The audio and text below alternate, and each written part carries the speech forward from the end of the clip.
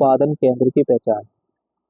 शिल्प शिल्प उत्पादन के केंद्र की पहचान के लिए पुरातत्वविद सामान्यतः निम्नलिखित को ढूंढते हैं। मतलब कहने का मतलब है जो यहाँ तक जैसे क्षेत्र जो था मतलब स्थान थे जो शिल्प उत्पादन में लगे हुए थे, तो उनकी पहचान पुरातत्वविदों ने कैसे की। तो वहाँ पे पूरे शंख तथा तांबे जैसे कच्चा माल, औजार, अपूर्ण वस्तु मतलब जो पूरी वस्तु नहीं थी वो मिली है। यहाँ तक कि कूड़ा करकट मिला है जिससे पहचानी गई है कि यहाँ पे क्या ये जो क्षेत्र है ये शिल्प उत्पादन में लगे हुए थे। यहाँ तक कि कूड़ा करकट शिल्प कार्य की सबसे में से अच्छे संकेतों में से एक है। उदाहरण के लिए यदि वस्तु के निर्माण के लिए शंख अथवा पत्थर के काटा जाता था तो इन पदार्थों के टुकड़े कूड़े के रूप में उत्पादन के स्थान में फेंक दिया जाता था।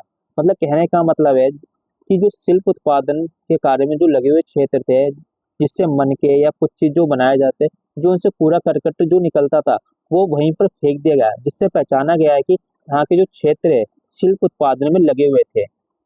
कभी कभी बड़े बेकार टुकड़े को छोटे आकार की वस्तु बनाने के लिए प्रयोग किया जाता था, परंतु बहुत छोटे टुकड़े को कार्यस्थल पर ही छोड़ दिया जाता था।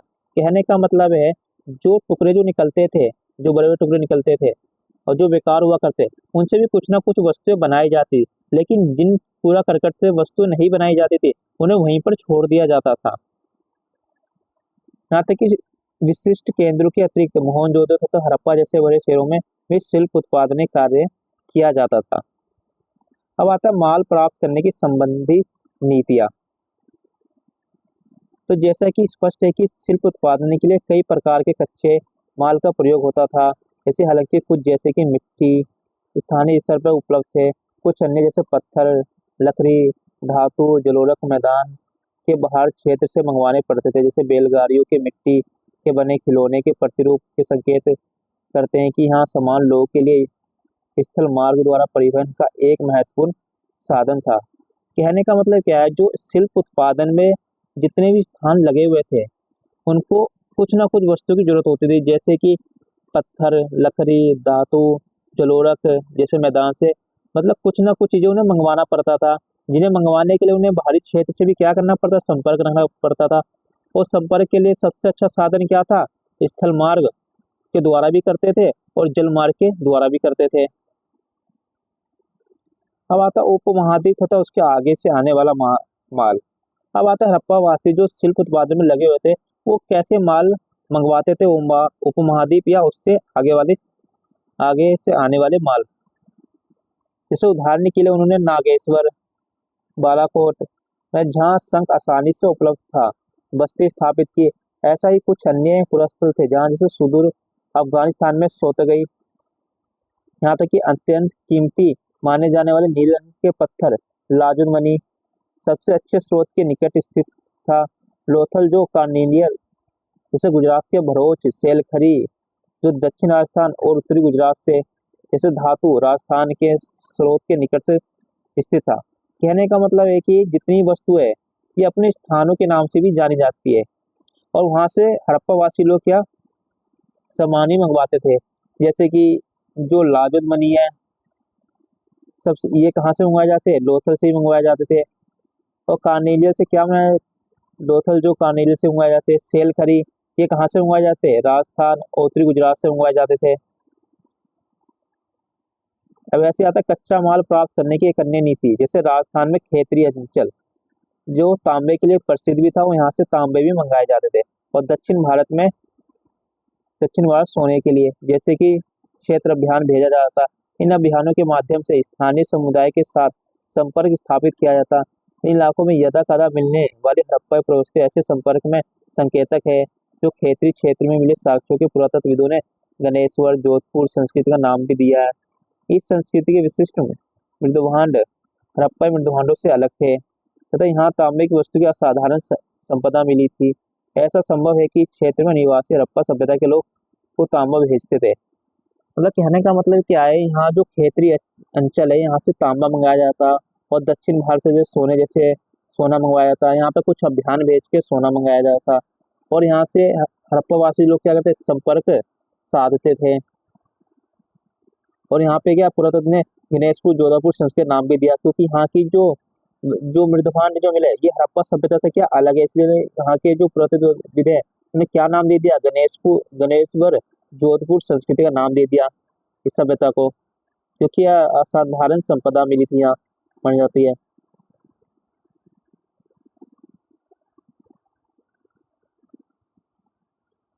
अब आता है सुदूर क्षेत्र से संपर्क।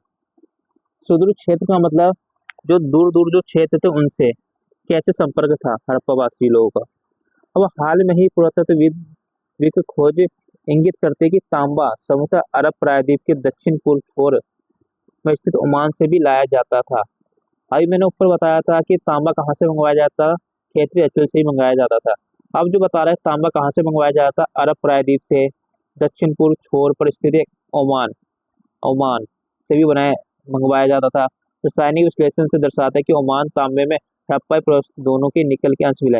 मतलब ये पहचान कैसे की गई है कि जो हड़प्पावासी जो लोग थे जो तांबे का प्रयोग करते थे, जो ओमान में जिस तांबे का प्रयोग हुआ करता था उसमें हमें निकल के कुछ अंश मिले जो बिल्कुल ही समान है, जिससे ये अनुमान लगाया जाता है कि ओमान से भी तांबा मंगवाया जाता था।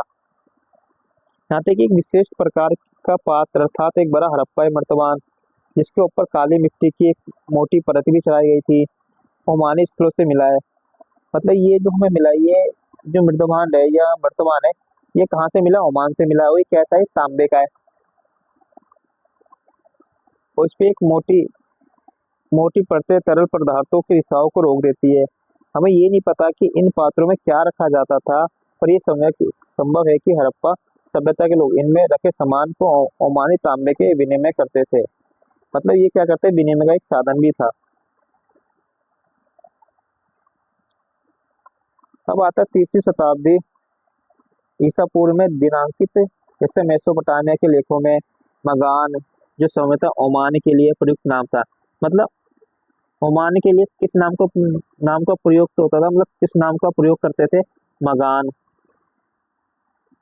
और ये कौन से लेखों में प्रयोग होता है, मेसोपोटामिया के लेखों में ओमान के लिए मगान शब्द का प्रयोग होता था। नामक क्षेत्र में तांबे के आगमन के संदर्भ में मिलता है। जैसे यहाँ रोचक बात यह भी है कि मेसोपोटामिया के स्थलों से मिले तांबे में निकल के अंश भी मिले हैं।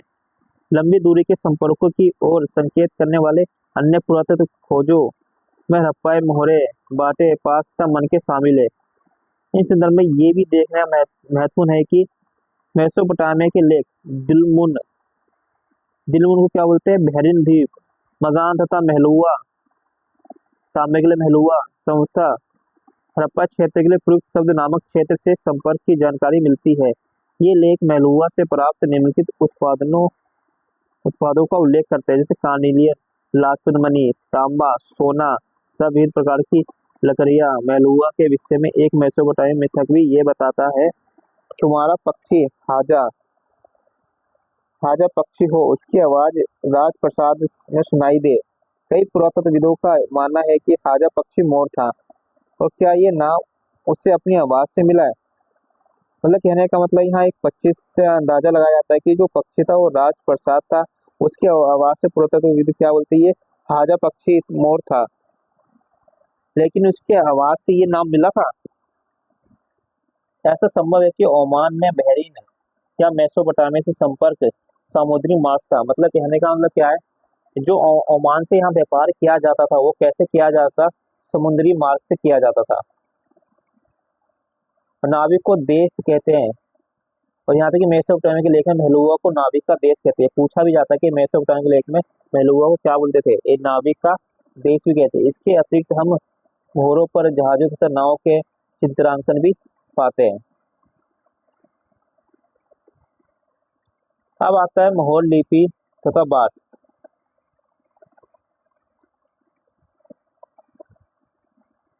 जैसे कि मोहर और मुद्रांकन का प्रयोग लंबी दूरी के संपर्क को सुविधाजनक बनाने के लिए किया जाता था। मतलब कहने का मतलब जो हड़प्पा वासी जो लोग व्यापार करते थे या अपने मालों को एक जगह से दूसरी जगह भेजा करते थे, तो वो क्या करते थे, उस पर मोहर लगा के बेचते थे कि अगर किसी प्रकार की कोई छेड़छाड़ होती थी वो मोहर क्या हो जाती थी, मिट जाती थी। तो इससे पता चलता कि जो माल है, जो वस्तु है, उसको पहले ही देख लिया गया है या उसको उसके साथ कोई छेड़छाड़ की गई है। इसलिए हड़प्पावासी लोग मोहर का प्रयोग करते थे।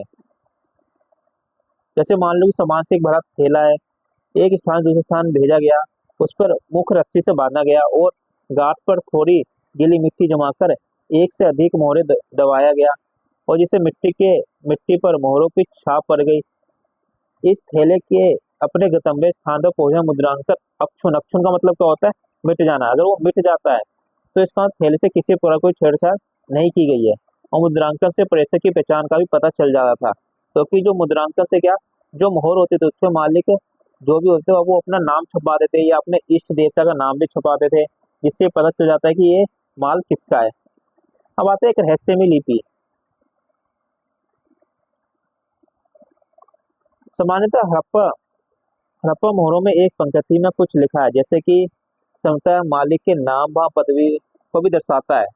मतलब जो यहाँ का जो मोहर था वहाँ पे क्या लिखा होता, मालिक का नाम लिखा था, उसकी पदवी पदवी मतलब वो किस स्थान पे था उसको भी दर्शाता है। विद्वानों ने ये भी सुझाव दिया है कि इन पर बना चित्र जैसे आमतौर पर एक जानवर अनपढ़ लोगों को सांकेतिक का रूप भी इसका अर्थ बताता है। अधिकांश अभिलेख में अगर देखा जाए तो अभिलेख में लगभग 26 चिन्ह है, लेकिन ये लिपि आज तक पढ़ी नहीं जा सकी और ना ही इसे समझी जा सके, क्योंकि इसमें जो चिन्हों की संख्या वो क्या बहुत ज्यादा है। यहाँ तक क्योंकि इसमें चिन्हों की संख्या कहीं ज्यादा है और इसमें 375 से लेकर 400 के बीच ऐसा प्रतीत होता है कि ये लिपि दाईं से बाईं ओर लिखी जाती है, क्योंकि कुछ मोहरों पर दाईं ओर चौड़ा अंतराल और बाईं ओर से संकुचित है। मतलब संकुचित मतलब थोड़ा सिकुड़ा हुआ है, जिससे लगता है कि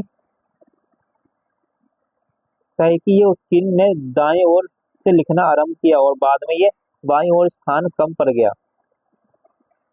अब हम उन विभिन्न प्रकार की वस्तुओं को देखते हैं जिन पर लिखावट मिली है, जैसे कि मोहर, तांबे, औजार, मर्तवान के अवट, तांबे तथा मिट्टी के लघु पट्टियां, आभूषण, अस्थि, छड़े, यहाँ तक कि एक प्राचीन सूचना पट याद याद रखिए याद रखिए हो सकता है कि नष्ट प्राय वस्तु पर भी लिखा जाता हो। क्या इसका ये अर्थ लगाया जा सकता है कि साक्षरता व्यापक थी? मतलब कहने का मतलब यहाँ साक्षरता तो थी लेकिन ज्यादा थी, लेकिन यहाँ जो लिपि का प्रयोग होता वो चिन्हों का प्रयोग ज्यादा होता था, जिससे कई जो इतिहासकार है वो इसको आज तक समझ नहीं पाए, इसलिए इसको क्या हो जाता है कि रहस्यमय लिपि बोल जाती है।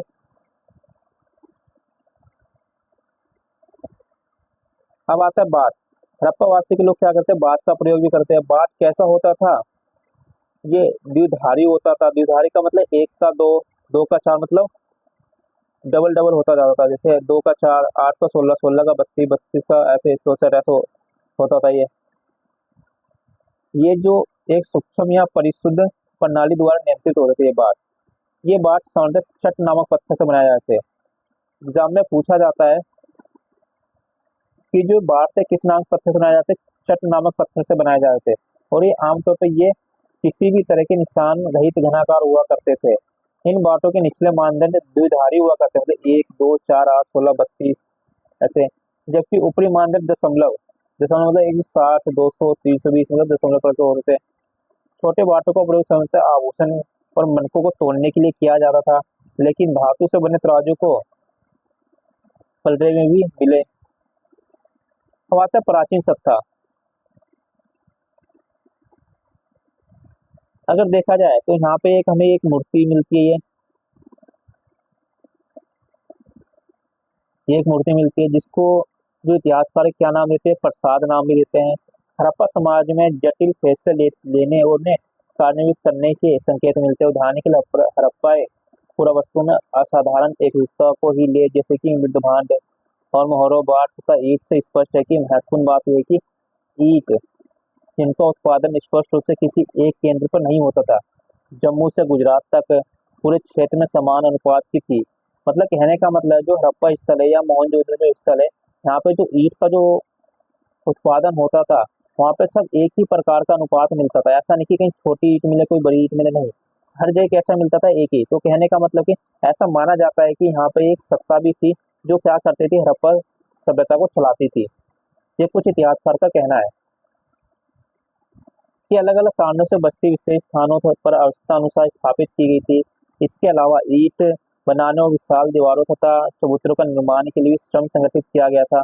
मतलब कहने का मतलब है यहाँ पे जैसे भवन बनाने के लिए या घर बनाने के लिए या दीवार बनाने के लिए चबूतरों का निर्माण किया गया, उसके ऊपर घर बनाए गए। अब आता है प्रसाद तथा शासक।